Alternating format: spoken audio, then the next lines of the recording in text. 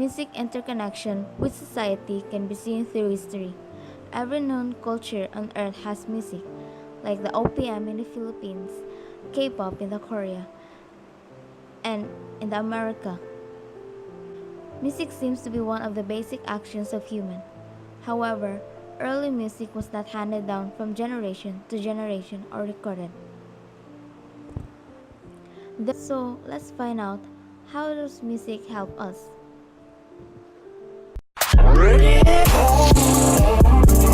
Rusty. Every known culture on earth has music. Music's interconnection with a society has been seen throughout history, but not all instances during the prehistoric era was recorded.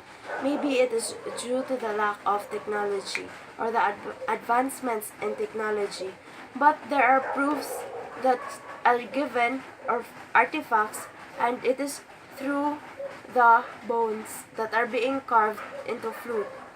So the influence of music in society has been clearly seen through modern history.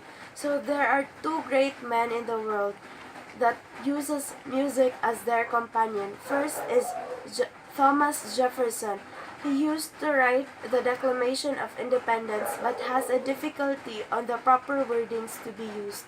So he used the violin as an instrument to help him cope up with good ideas. So he was able to write the Declaration of Independence. Second was Albert Einstein.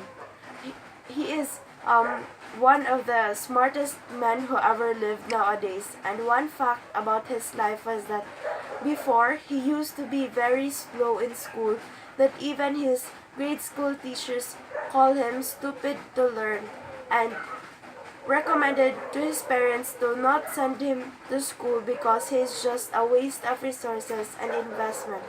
But his parents did not listen to the school's advice, so his mother bought him a violin, and the violin helped him find ways to solve his problems and equations that he already formulated now. So people perceive and respond to music in different ways. For example, a musician and a non-musician. So if they can hear a masterpiece or a type of song, they interpret it in different ways because it is based on their experience, and this sometimes can contradict each other. Bodily responses to music. So in general, responses to music are being able to be observed. Um, it has been proven that the music influences humans both in a positive and a negative way, and its effects are instant and long lasting. It is also said that music can change a person's mood depending on the situations that is given to him or that is happening around his environment. It is also said that music is the link or the thought that links all emotional, physical, and spiritual aspects of a human person. So rhythm is also an important aspect to study. There are two types in responding to the rhythm of the music. So first is the actual hearing of the rhythm, and the second is the physical actions that takes place after hearing the music. And these two types of responses to music should coincide with each other because one cannot exist without the other, the presence of the other.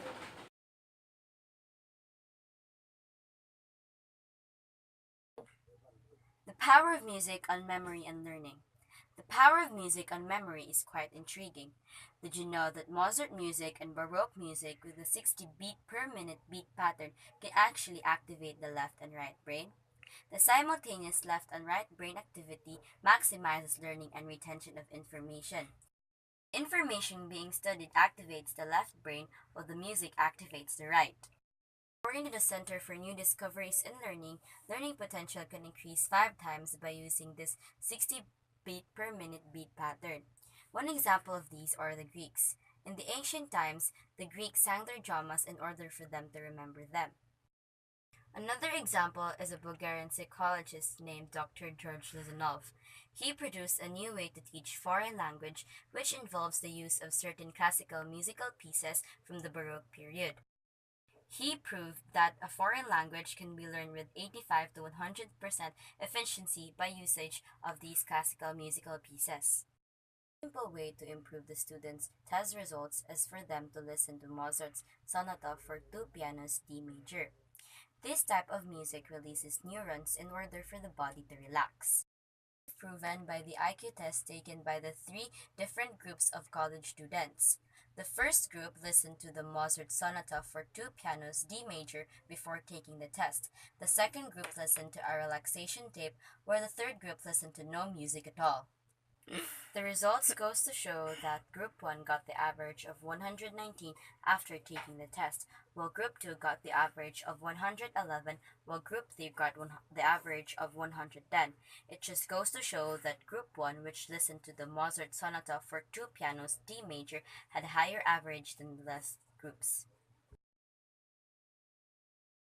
So, healthy and not so healthy effects. There are many experiments and studies have been performed to try to discover the power of music. Most research done in music have to do with studying the effects of the beat of the music. It was found out that slow music could slow the heartbeat and the breathing rate as well. Also the blood pressure. That's why when you listen to slow music, you feel calm. The order of the music from the Baroque and the classic periods cause the brain to respond in special ways. This order includes repetition and changes. This is realized by the body, and the human mind performs better when listening to music, especially in math. The brain works by looking at the different pieces of information and deciding that they are different or the same. An example of the power of order in music is King George. He had a problem with memory loss and stress management. Then he'd read a Bible with the same problem of King Saul. They overcome the problem with listening of special music. There's also research that 17 teens would bring a raw egg to the rock concert and put them on the stage. After the concert, the egg would be hard-boiled egg. So that is the healthy and not so healthy effects of music. Go. Tests on the effects of music on living organisms besides humans have shown that special species of music, including the blue Danube, aid hens in laying more eggs. Music can also help cows to yield more milk.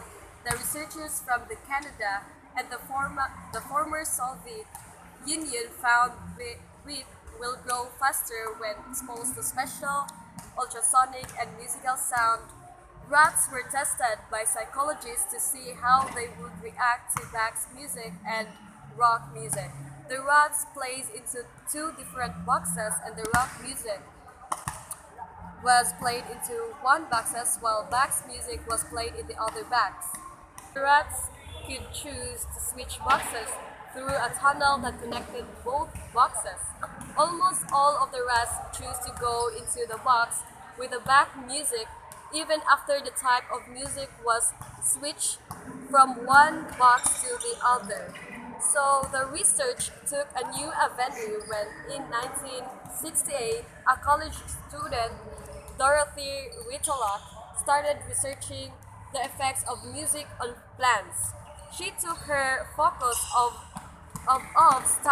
studying the beat and put it on study the effects of music on plant growth by using music styles including classical, jazz, pop, rock, and acid rock, East Indian, and country.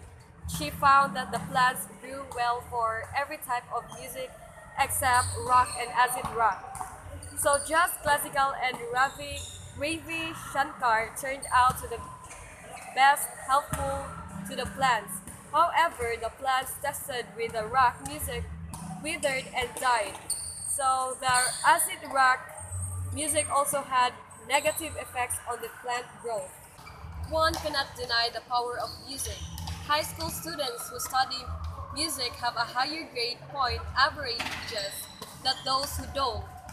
These students are also developed faster physically. The student listening skills are also improved through music education. The top three schools in America all place a great emphasis on music and the arts.